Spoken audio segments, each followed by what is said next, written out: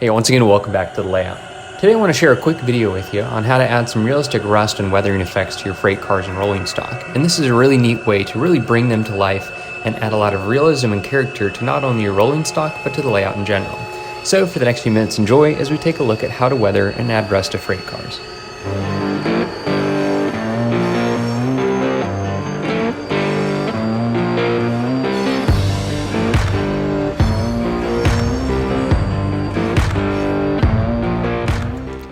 Today I'm going to show you three of my favorite techniques that you can probably see if you look closely at the freight cars and locomotives on just about any one of my videos. So today we're going to start off with a couple of Athearn 2600 airside hoppers. These are early CNW cars that are actually available exclusively through Lombard Hobbies. So I was able to pick a few of them up through Lombard Hobbies. They're one of my preferred hobby shops when it comes to picking up cars and locomotives, especially for projects like this. So today, for all three of these techniques, we're only going to use one type of paint, and that's an oil paint, and it's raw umber, and I just picked it up from my local arts and crafts store. For this first technique, we're going to create some rust spots with streaking. You can start by just adding small spots of rust, and in real life what happens here is the car is usually dinged or nicked or bumped, and that chips off the paint, which begins the rusting process. Then as it rains and the weather has effects on the car, the rust is going to streak down the side of the car. So as you can see there, I just added some rust spots with a smaller brush, applying the paint. And then I'm going to come back with a brush without any paint on it, with a dry brush, and streak that paint down. I'm going to do this while the paint's still wet, so immediately after applying those dots, I'm going to come back with this dry brush and just streak it down to give it that effect like you'd see in real life. You can come back for one more layer using again the small brush with the same raw umber paint, but this time adding a second layer on top of where the previous layer was. What this does is create kind of a two-layered effect. The first layer, which we previously did to create the streaking rust, and then the rust spot over top of it. And what this does is really create a nice two-layered effect where you have the streaking rust underneath and then the rust spot on top. And it really looks like a lot of the rust spots that you'd find out on the real cars. Also, while you have your materials out, you can go ahead and rust some of the lettering and logos. I've looked at a lot of prototype pictures, and you'll notice that oftentimes, because they're used and applied with different techniques in real life and different types of paint, oftentimes they rust and weather differently as well. So even adding just a small layer of weathering and rust to the logo can add a lot of realism to the car.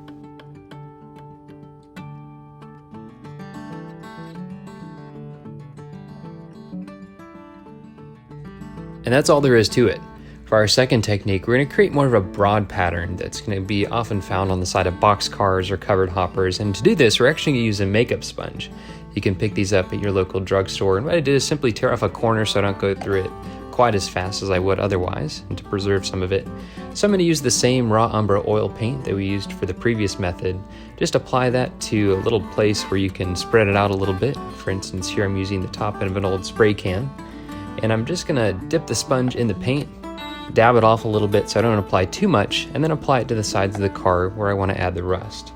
As you can see, I'm applying it in layers, and it's always easier to go back and add more than it is to take it off. And that's always been my method for weathering, is to add it in layers, take your time, go slowly, and really add those layers one at a time, because it's so much easier to add more rather than trying to take it off in case you've added too much. So as you can see here, I've added along the top of the car, and a lot of times with rust like this, you'll notice that it is more prominent towards the top of the car and a little bit lighter as you kind of go down the sides of the car. Obviously that could be different. I would just encourage you to look at reference pictures of the prototype car that you're trying to weather to kind of figure out how you want to do it. If there are some spots that you want to model that are a little bit more rusty, you can go back and add another layer on top of it, kind of more concentrated towards the center and the very top, and then you have a nice gradual transition and kind of fade out of the rust as you go down the side of the car.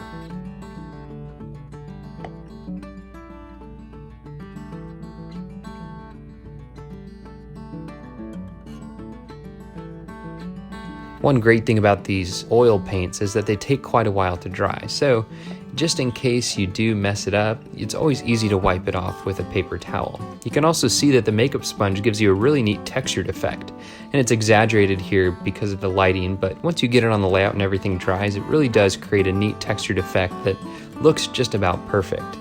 If you want to add just a little bit of extra color and realism, you can come back with just a little bit of weathering powders. These are AIM weathering powders, and this is just a simple rust brown color. I'm coming back and adding it just to create, like I said, a little bit more texture and also just a little bit of variation in color, which can really make the weathering stand out. And I've saved the best for last. This is without a doubt my favorite technique because it always looks horrible up until you're about halfway done, and then it actually turns out to look really cool. And this is a technique that I've used on just about every single one of the freight cars that we have on the layout, and even all the engines as well. You can do this with multiple kinds of paints or weathering powders, but today we're going to use the same paint, the oil raw umber, to paint the entire side of the car. Using a brush, we're going to make sure we get the paint inside all of the cracks and crevices and corners of the car, as well as the big panels as well. You really want to coat the entire side of the car. Once that's done, we're going to come back with a paper towel and simply wipe it off. When you're wiping it off, it is really important to make sure that you go top to bottom, and that way you do get all the streaking effects just like you would see in real life that would come from the rain and everything else that might be out in nature and in the environment to really bring that streaking and weathering down. So I'm just going to make sure that I have a fresh side of the paper towel every time I do this. And what you're doing here is really, one, create a nice base layer. You can see there's a layer of grime over the lettering in green, which really stands out. But also, the biggest thing here is you're leaving the rust and dirt inside the cracks and crevices and corners of the car, while also kind of wiping it off and leaving the broad panels of the car more exposed and less weathered, just like you might see in real life. I'm going to come back and wipe it with a broad brush, and that's just about it. Well, I hope you enjoyed and are able to put some of these techniques to use on your own models. If you have any questions, let me know in the comment section below. And if you want to learn more about the cars that we used in this video, check out the link in the description. That'll take you over to Lombard Hobbies where you can find them and all sorts of other models for your modeling and weathering needs. As always, thanks for watching, and I'll see you next time.